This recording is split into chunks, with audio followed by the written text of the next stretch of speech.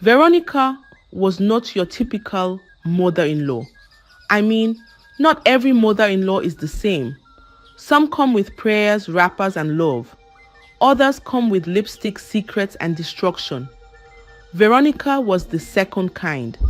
She was the kind of woman who never accepted she was old, always saying things like, I'm still hot, or I'm still in town. She dressed like a teenager, short, see-through skirts, crop tops, long eyelashes, and heavy makeup that made people stare. She walked like the street still belonged to her, spoke with bold confidence, and never accepted that age had touched her. She didn't visit her daughters like a normal mother. She showed up like she was coming for a nightclub audition. To Veronica, her daughter's husband wasn't family. He was an opportunity, another fine man she could lay in bed with. And she did it not once, not twice, but multiple times. She wasn't just a problem, she was a storm. Meanwhile, across town, Nancy, her daughter, lived a very different life. Nancy was the kind of woman every man would be proud to have. Her skin was smooth like ripe mango, and her smile could calm a crying baby. She was kind, quiet, and very hardworking. Everyone who met her said the same thing. This girl is a wife material. Nancy had a man. His name was Emeka. He was tall like a coconut tree, with skin that shone like polished wood. His voice was soft, his steps gentle, and his heart was full of love.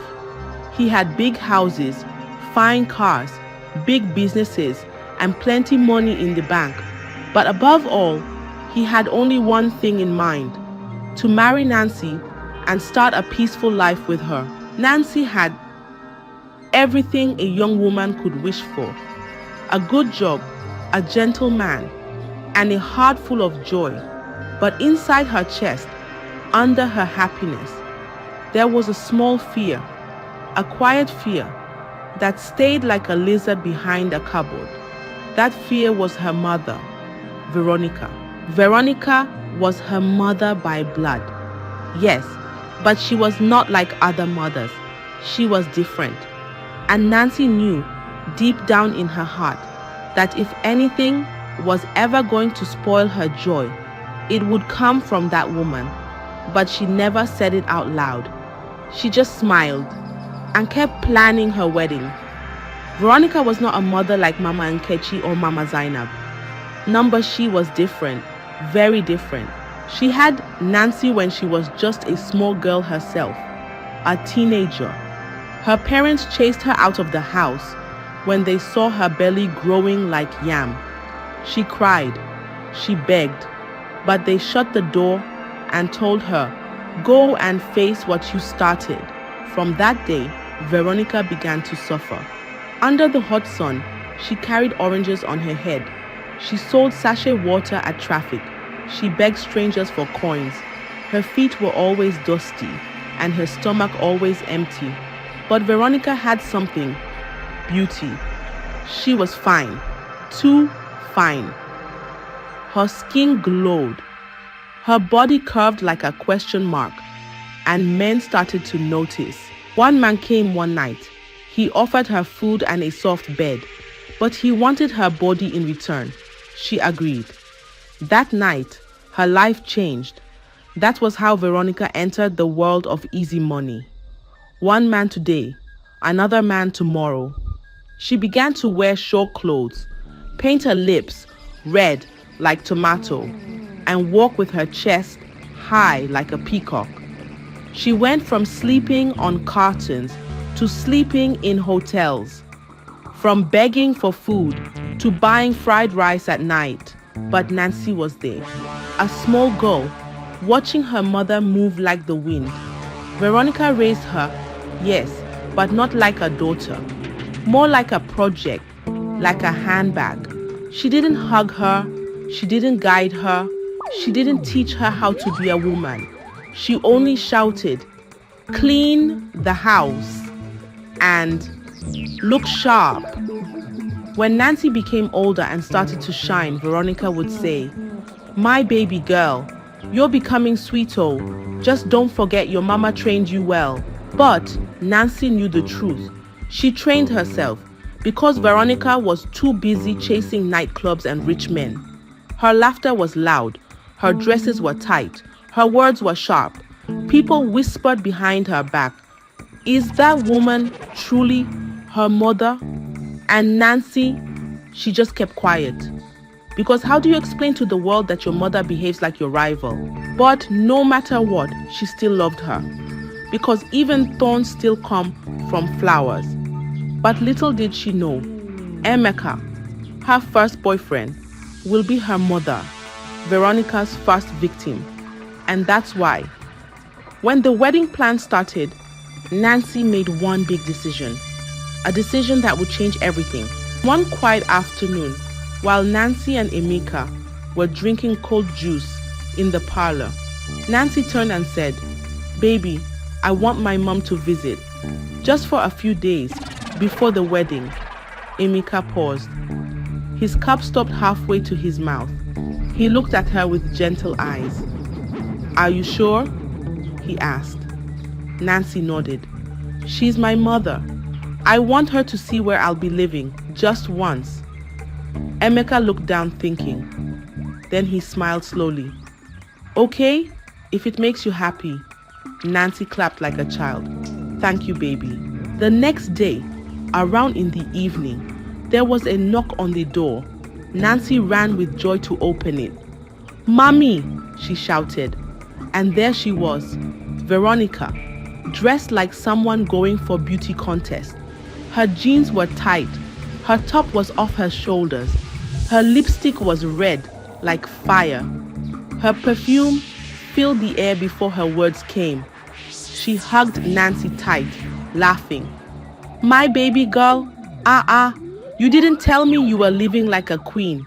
But as she spoke, her eyes were moving. Left, right, up, down, looking at the marble floor, looking at the chandelier, looking at the TV, looking at the gold-framed pictures. Her eyes were dancing like rain on rooftops. Then she saw Emeka, and her smile changed.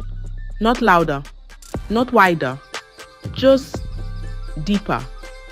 Her eyes slowed down. Her lashes blinked like butterfly wings. Her lips moved in a small curve. Nancy pulled her forward. "Mom, meet my husband-to-be, Emeka." Veronica stretched her hand. "You're more handsome than I imagined," she said, her voice like cold water on hot skin. Emeka gave a polite smile. "You're welcome, Ma." That night, Veronica sat in the parlor like the house was hers. She crossed her legs. She laughed louder than the TV. She asked questions with eyes that talked more than her lips. Nancy brought food. Veronica looked at the soup and said, "This chicken tastes like money." Then she looked at Emeka and said, "Your woman is lucky, oh." She didn't look at Nancy once after that. Only Emeka. And Emeka noticed, but he said nothing. Because how do you tell your wife that her own mother is looking at you like meat in the market? From the very next morning, the house started to feel different. Veronica came out of the guest room wearing something that looked more like a handkerchief than real clothes. Her shorts were too short.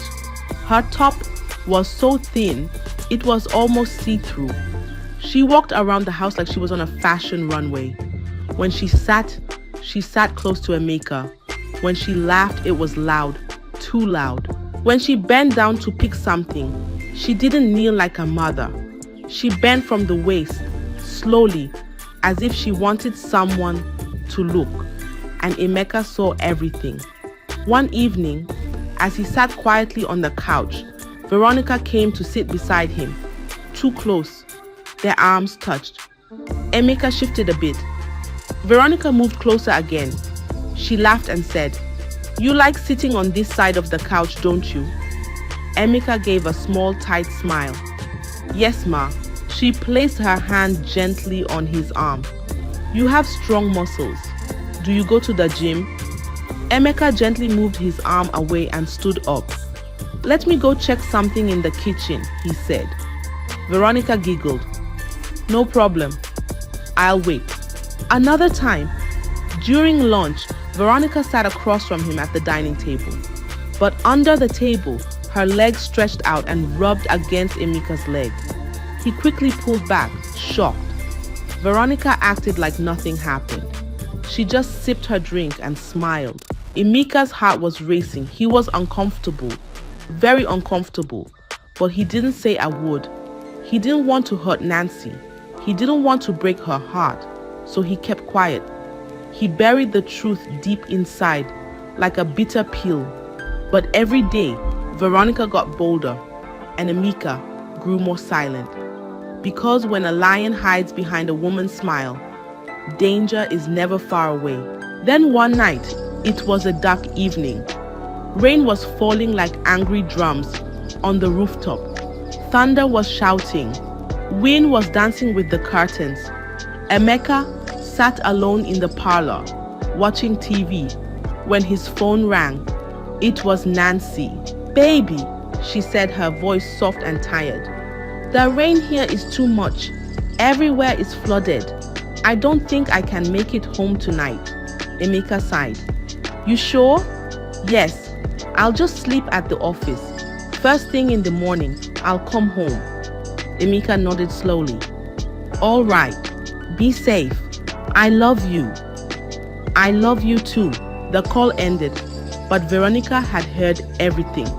She stood by the hallway, quiet like a cat. Her eyes were shining in the dark. She smiled. Later that night, Emeka smelled something sweet from the kitchen. He walked in and saw Veronica, wearing a long red gown that hugged her body like a snake on a tree. She turned and smiled. "I cooked for you. Your favorite." Emeka paused. "You didn't have to, but I wanted to," she said, placing the steaming plate on the table. They sat. Emeka ate quietly. Veronica sat beside him, too close again. She looked at him. "Cold night, Hoon?" Emeka nodded, still chewing. Veronica leaned closer. Her voice dropped like a whisper. "Cold nights are not for one person." Emeka shifted his eyes on the food, then she asked softly, "Tell me the truth, is Nancy good in bed?" Emeka froze. The spoon dropped from his hand. "Excuse me?" Veronica smiled slowly, like a fox in the farm. "You're a man. You can tell me. Some women are good outside, but dead inside. Nancy still behaves like a small girl." "Ma, please stop," Emeka said, standing up. Veronica stood too. "You don't have to pretend. I can make you forget the cold. Just one night. Nobody will know. I promise." Emeka looked at her confused, angry, lost. But Veronica stepped closer. Her hand touched his chest. Her breath touched his neck. Emeka stood like a tree in the wind, shaking but not moving. And outside the rain kept falling, like the sky knew what was about to happen. Emeka stood in the middle of the room, still thinking. His heart was beating fast. Veronica was standing close, too close. Her gown slipped off one shoulder.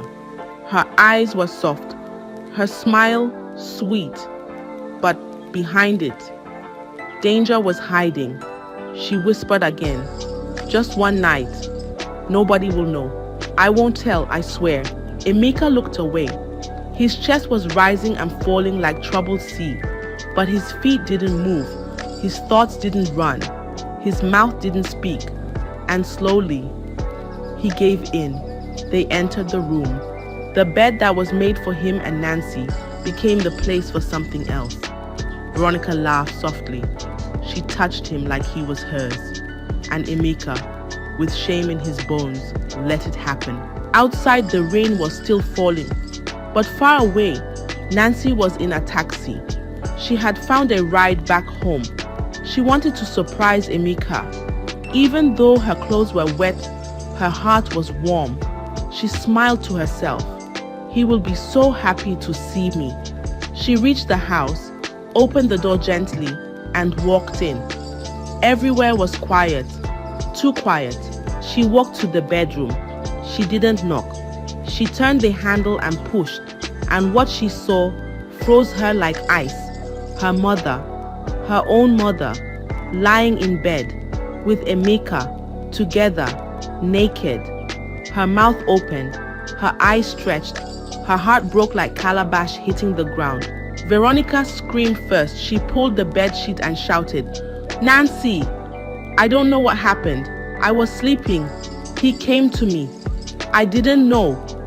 Emeka sat up quickly, his chest rising and falling. "Nancy, please, let me explain." But Nancy was already shaking. Her hands trembled. Her lips opened, but no words came. Tears filled her eyes, and her voice cracked like dry wood. "Just hold it. You men are all the same." She turned away, entered the closet, and started packing her clothes. Her hands moved fast, but her tears moved faster. Emeka followed her. "It was a mistake. I swear, I didn't mean to. It just..." She raised her hand. "Don't talk." Veronica came closer, still acting like the victim. "I told him no. I begged him." Nancy looked at both of them, her own mother, her own fiancé, in the same bed. She zipped her bag.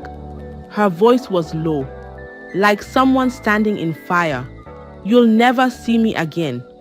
She walked to the door and left. Her footsteps were heavy. Her heart was bleeding, but she didn't look back. The wedding was cancelled. The cake was never cut. The hole was never opened. The dress was never worn. Love had died that night, and trust was buried beside it. Nancy blocked Emeka's number. She deleted all their pictures.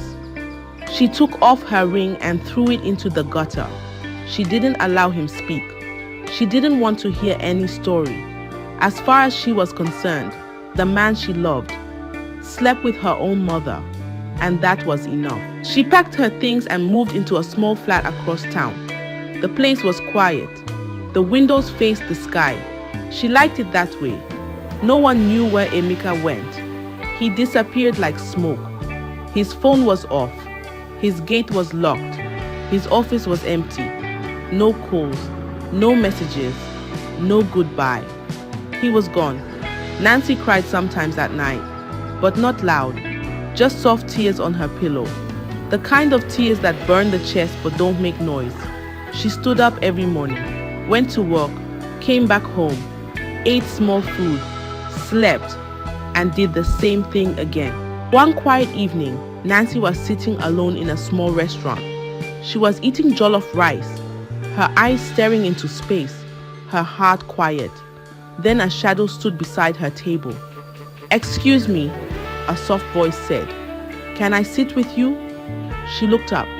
It was a man, well-dressed, calm eyes, gentle smile. His name was Jude. Nancy nodded slowly. "Yes, you can." And just like that, the door of her heart opened a little. Jude didn't rush her. He didn't ask too many questions. He didn't try to fix her pain. He just stayed.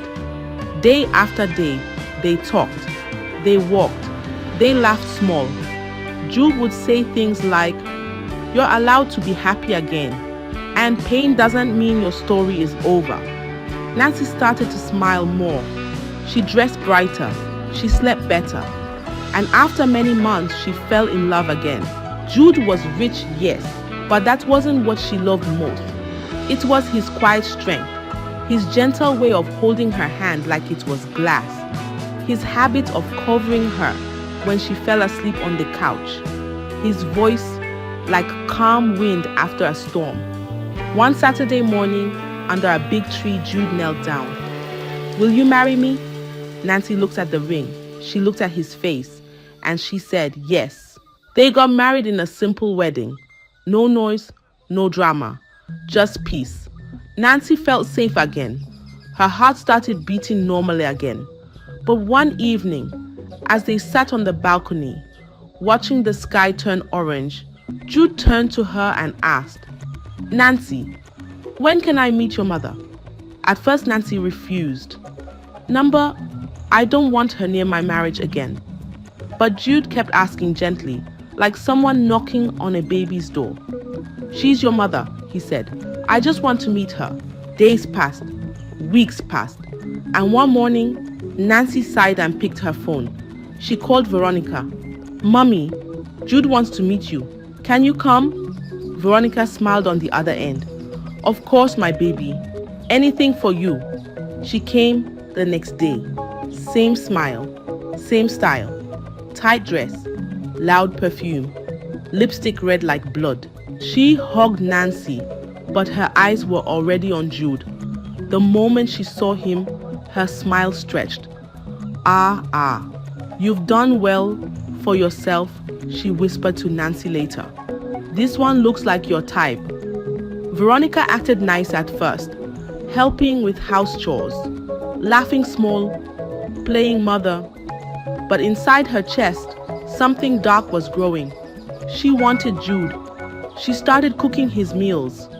"Eat, my son-in-law," she would say with sugar in her voice. She started complimenting his clothes. "You smell so nice," she said one morning. Then one evening, she walked into the kitchen where Jude was washing a cup. She stood behind him and placed her hand on his shoulder. Jude turned slowly. Veronica smiled. "You don't have to be shy," she whispered. "Do you want a taste of me?" Jude's heart jumped. He stepped back, removed her hand, and walked away without a word. His chest was burning, his eyes wide with shock. The storm he feared had returned, and this time it had come wearing a mother's face. That night, the house was too quiet. Jude couldn't sleep. He sat at the edge of the bed, rubbing his palms together. Then he turned to Nancy. "Babe, I need to tell you something." Nancy sat up slowly. "What is it?" Jude took a deep breath. "Your mom, she touched me today. She said she wants a taste of me." Nancy's face changed. "What did you just say?" Jude nodded. "I'm serious. She came to me. I didn't respond. I left immediately." But Nancy's voice rose like thunder. "Are you accusing my mother?" "I'm telling you the truth," Jude said. Nancy stood up. "You think my mother would say such a thing? She suffered for me. She raised me. Please respect yourself, Jude." Jude was shocked. "So you don't believe me?" Before he could say another word, Veronica walked in. She had been listening. She dropped to her knees, her hands shaking, her face full of fake tears. "Nancy," she cried. "He touched me when I came out of the bathroom. He told me to bathe with him. I said no. I begged him. He's lying," Nancy gasped. "Jude, is this true?" Jude's eyes widened. "What? That's not..." Veronica cried louder. "I was just walking out. I didn't even have towel on my chest.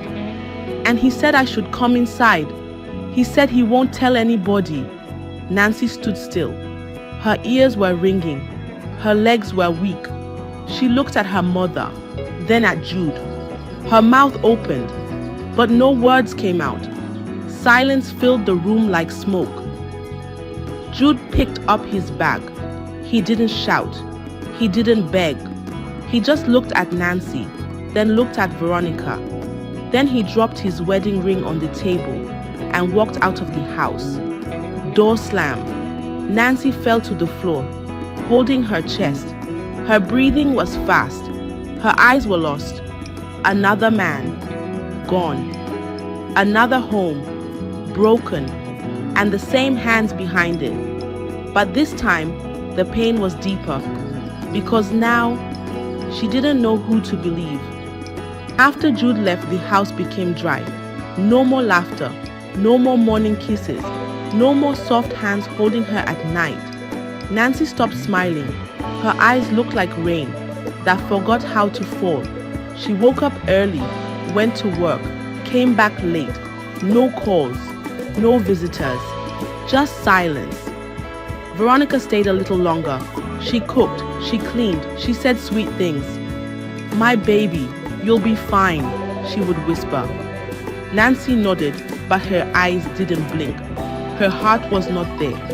At night, she laid on the bed and stared at the ceiling like it held answers. She didn't cry. She didn't shout. The pain sat quietly inside her, like a stone underwater. One morning, Veronica picked her bag. "I'll be going now. I'll check on you later." Nancy didn't say anything. She just nodded. Veronica hugged her. "You'll find someone better. Don't worry." Nancy didn't hug back. The door closed behind Veronica, and peace returned, but it was not soft peace. It was empty peace. Nancy became a ghost in her own life. No makeup, no heels, no music. She worked hard, came home, slept, woke up, repeated. Even her phone stayed silent. She no longer believed in love or people. Not after Emeka, not after Jude, not after her own mother. Her heart was locked, and she threw the key into a river. And for a long time, nothing changed. Until one day, in a quiet restaurant, a stranger said softly, "Can I sit with you?" She looked up. A man stood there, not loud, not proud, just calm. His name was Femi. His smile was gentle. His shirt was clean. His eyes didn't rush. Nancy nodded, yes. And that's how it started. Femi didn't ask too many questions. He didn't chase her like others did. He spoke slowly, like someone who had no plans to break anything. He brought her books, sent her morning texts, made her laugh again, little by little, and slowly, her heart opened like morning flowers. Femi had everything: a good house, a good job, a gentle voice, and a heart full of peace. He treated Nancy like she was glass, precious and careful. One evening, while walking hand in hand under the moon, he said softly, "Nancy, will you be my wife?" Tears filled her eyes. She nodded. Yes. The wedding was quiet, just like her heart wanted.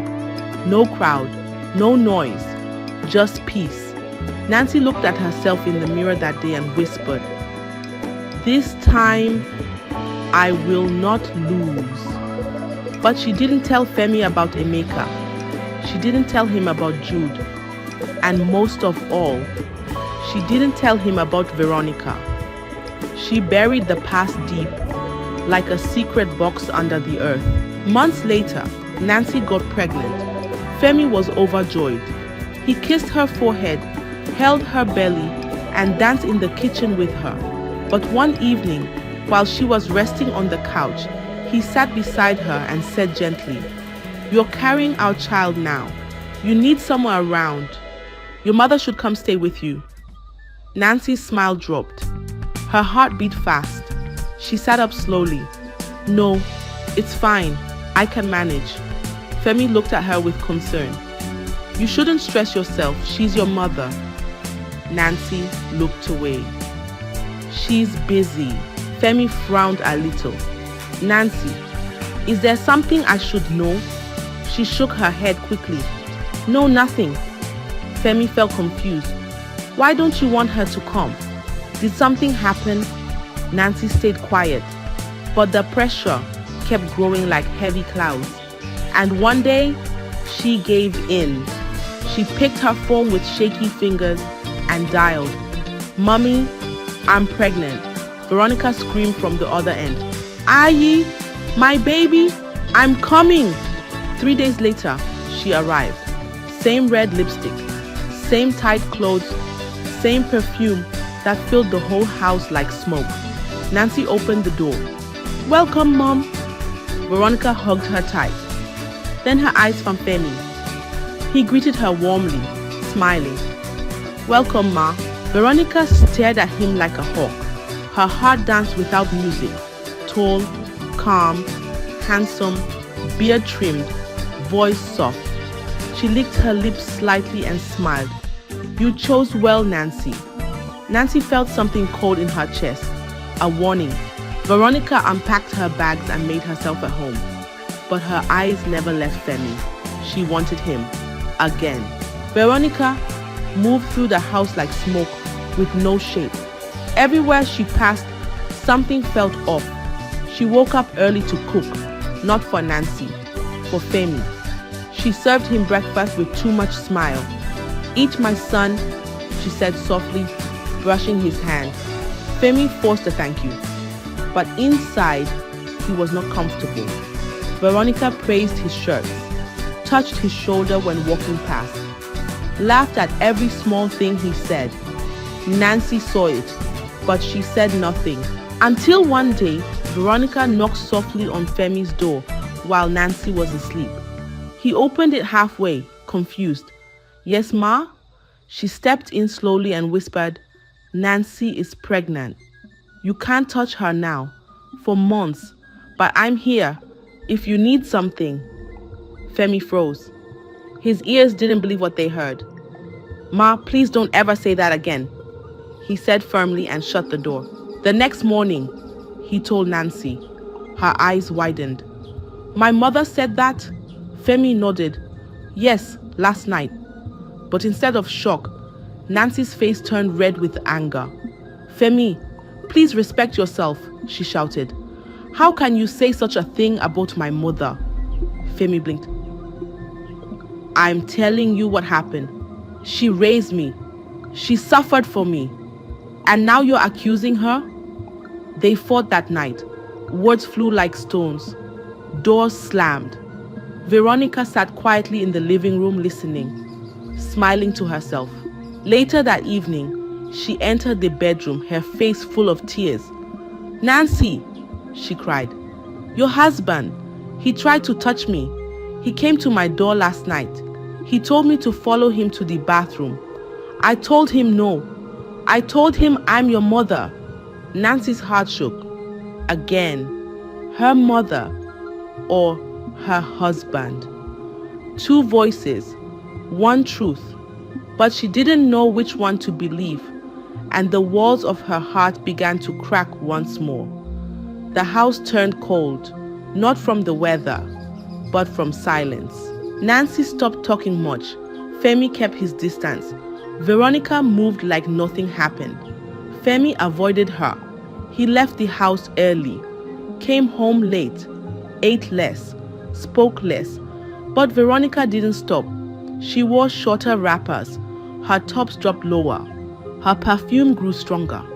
Her eyes followed Femi like a hunter in the forest. One night, Nancy was fast asleep. Pregnancy pills had pulled her deep into sleep, mouth slightly open, breathing soft. Femi came home tired. His shoulders were heavy. His mind was dark. He dropped his bag, removed his shoes, and walked to the kitchen. As he poured water into a glass, he heard the bathroom door creak open. He turned. Veronica stood there, half naked. Just a towel, no bra, no pant. She bent down slowly to pick something, letting the towel rise. Femi's throat dried. He blinked and turned away. "Good night, Ma," he said quickly, walking past. But Veronica followed. "Why are you running?" she whispered. "I know you want it. You're a man. Nancy is pregnant. You've been quiet for weeks. Let me take care of you." Femi's heart beat fast. He walked to the living room, but she followed. "Just one time," she said. "No one has to know." His hands shook. His legs were weak. And that night, he fell. He followed her into the guest room. He touched what he wasn't supposed to touch. He took what didn't belong to him and did what he was not supposed to do. Afterward, he sat on the floor, holding his head. Shame covered him like smoke, but it was too late. The next night, it happened again and again. It became a habit, a secret sin wrapped in fear. He hated himself, but he couldn't stop, because once you open a dark door, it doesn't close easily. Weeks passed, and Veronica started acting strange. She woke up late. She didn't eat much. Sometimes she sat quietly, holding her stomach. Sometimes she vomited after breakfast. Nancy noticed. "Mommy, are you okay?" she asked one morning. Veronica forced a small smile. Just tired. Maybe it's malaria. Nancy didn't agree. Let's go to the hospital. Veronica said no. But Nancy insisted. They went. The doctor ran tests, blood, scan, urine. Then he came back, holding a small paper in his hand. He gave it to Nancy. She opened it slowly. Her eyes stopped at one line. Pregnancy test. Positive. Estimated 8 weeks. Nancy's hands shook. She looked up at the doctor. Pregnant? She whispered. Yes, he said gently. Nancy turned to her mother. Silence. Her voice rose. Mommy, whose pregnancy is this? Veronica looked down. Nancy took a step closer. Her voice cracked. Mommy, who got you pregnant? Veronica raised her eyes slowly. Her lips opened. Femi. The world broke. Nancy staggered back. Her hand grabbed the chair. Her knees bent. She fell to the floor, holding her stomach, crying from somewhere deep, where words don't reach. Her own mother, her own husband, again. The doctor rushed to her. Nurses came running, but no injection could stop that kind of pain.